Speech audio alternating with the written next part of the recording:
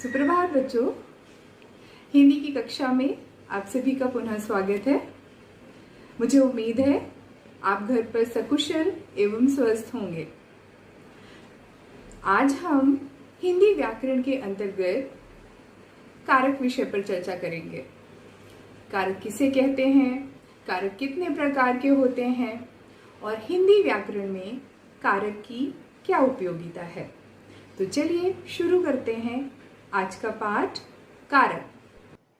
बच्चों, सबसे पहले हम कारक का अर्थ समझ लेते हैं। कारक का शाब्दिक अर्थ होता है करने वाला, अर्थात जो शब्द क्रिया को पूरा करने में योगदान देता है, क्रिया को करता है, उसे ही कारक कहते हैं, अर्थात कार्य करने वाला। तो संज्ञा या सर्वनाम के जिस रूप से उसका संबंध वाक्य में क्रिया के साथ जाना जाता है, उसे ही कारक कहते हैं। या इसको इस प्रकार से भी समझ लेते हैं कि संज्ञा या सर्वनाम का क्रिया के साथ संबंध जोड़ने वाले शब्द कारक कहलाते हैं। जैसे सीता ने गुड़िया खरीदी, तो इसमें जो ने है वही कारक चिन्ह है।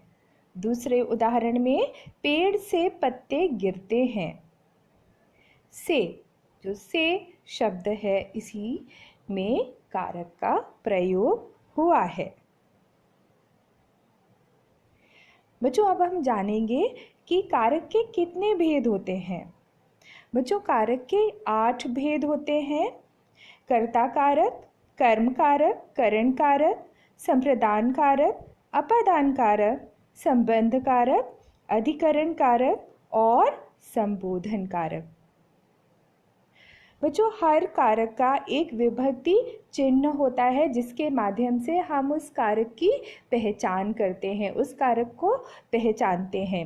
आपके समक्ष एक टेबल दी हुई है, उसमें क्रम से कारक और विभक्ति चिन्ह दिए हुए हैं। यह बहुत ही महत्वपूर्ण है, इसको भली भांति पढ़िएगा और याद करिएगा। जैसे कि हम देख लेते हैं कि कर्ता कारक का विभक्ति चिन्ह क्या है।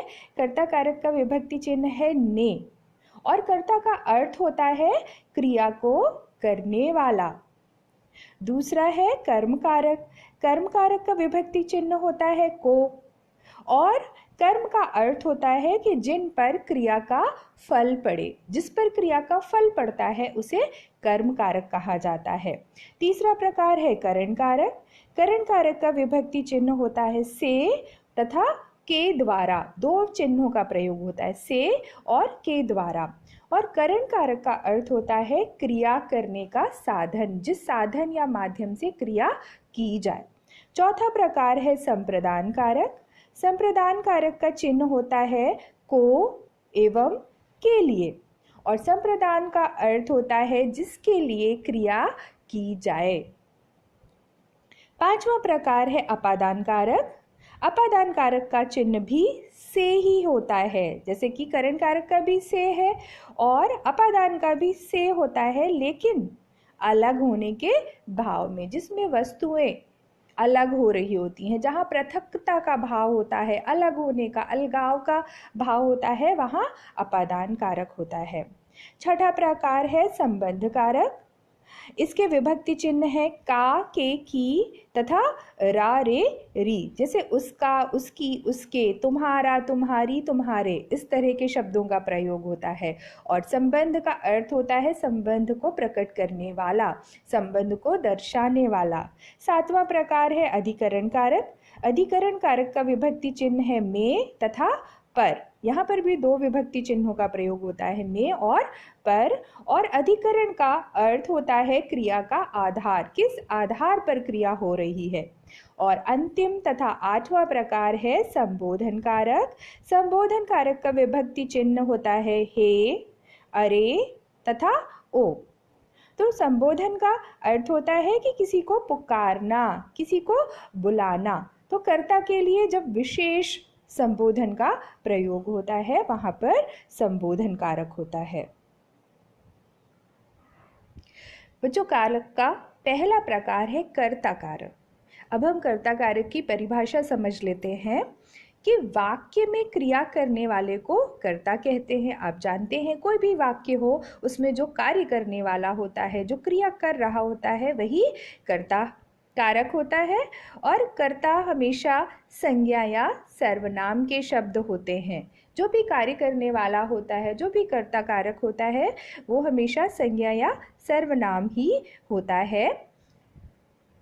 कभी कभी क्या होता है कि परसर्ग सहित प्रयोग होता है, वाक्य में परसर्ग दिया होता है, और कभी कभी वाक्य परसर्ग रहित होता है, अर्थात क्या है, विभक्ति चिन्ह नहीं लगा होता है। तो जहाँ पर परसर्ग लगा होता है, परसर्ग का अर्थ समझ रहे हैं, विभक्ति चिन्ह। तो जहाँ पर परसर्ग लगा होता है या विभक्ति चिन्ह लगा होता है, वहाँ कारक की पहचान आसानी से हम कर सकते हैं। लेकिन जहाँ पर नहीं लगा होता है वहाँ थोड़ा मुश्किल होती है। तो इसको पहचानना भी बहुत आसान है। सिर्फ एक बात आपको हमेशा याद रखनी है कि ने परसर्ग का प्रयोग केवल भूतकाल की सकर्मक क्रिया के साथ होता है। जब काल कौन सा हो, भूतकाल हो, और क्रिया सकर्मक हो, तभी वहाँ पर ने परसर्ग का प्रयोग होता है।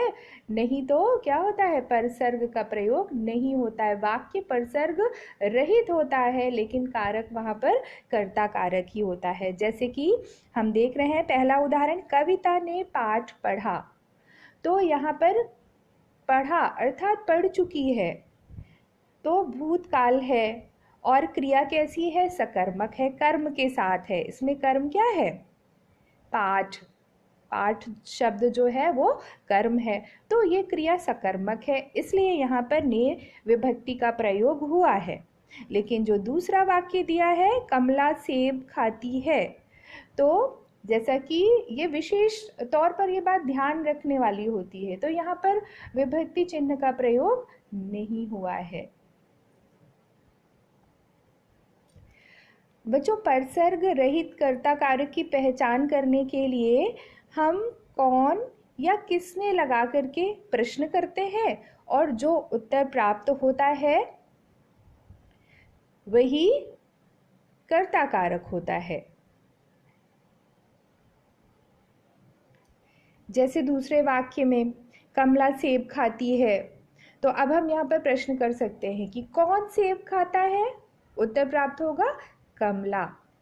तो यहाँ पर कर्ता कौन है, कमला, इसलिए यहाँ पर कर्ता कारक है। बच्चों, कारक का दूसरा प्रकार है कर्म कारक। कर्म कारक की परिभाषा समझ लेते हैं कि वाक्य में क्रिया का फल जिस संज्ञा या सर्वनाम शब्द पर पड़ता है उसे कर्म कारक कहा जाता है। अर्थात क्या हुआ कि संज्ञा या सर्वनाम के जिस पद पर क्रिया का प्रभाव पड़ता है उसे ही कर्म कारक कहते हैं। और इसमें भी एक बात ध्यान देने योग्य है कि जो प्राणीवाचक कर्म होते हैं वो परसर्ग सहित होते हैं, और जो अप्राणीवाचक कर्म होते हैं वो परसर्ग रहित होते हैं। जैसे आपके सामने उदाहरण दिया हुआ है कि राम ने रावण को मारा, तो यहाँ पर जो कर्म है वो क्या है, रावण। तो ये प्राणीवाचक है, इसलिए यहाँ पर कर्म कारक है, यहाँ पर विभक्ति चिन्ह का प्रयोग हुआ है। और दूसरा है माँ ने बेटे को समझाया, तो यहाँ पर बेटा जो कर्म है यहाँ पर वो भी प्राणीवाचक है। प्राणी से तात्पर्य है मनुष्य या इंसान जो जीवित होते हैं, जिनमें जान होती है। और इसी प्रकार से जो तीसरा उदाहरण दिया है कि मजदूर पत्थर तोड़ता है, तो इसमें कर्म क्या है, पत्थर, जो कि अप्राणीवाचक शब्द है, प्राणी नहीं है, इंसान नहीं है, इसमें जान नहीं होती है, इसलिए यहाँ पर परसर्ग का प्रयोग नहीं हुआ है। यही बात आपको विशेष तौर पर ध्यान देनी है कि जो प्राणीवाचक कर्म होते हैं वहाँ पर परसर्ग का प्रयोग होता है कर्म कारक में, और जहाँ पर अप्राणीवाचक कर्म होते हैं वहाँ परसर्ग का प्रयोग नहीं होता है। बच्चों, कारक का तीसरा प्रकार है करण कारक। करण कारक की परिभाषा सर्वप्रथम हम समझ लेते हैं कि जिस साधन या माध्यम से क्रिया होने का बोध होता है उसे करण कारक कहा जाता है।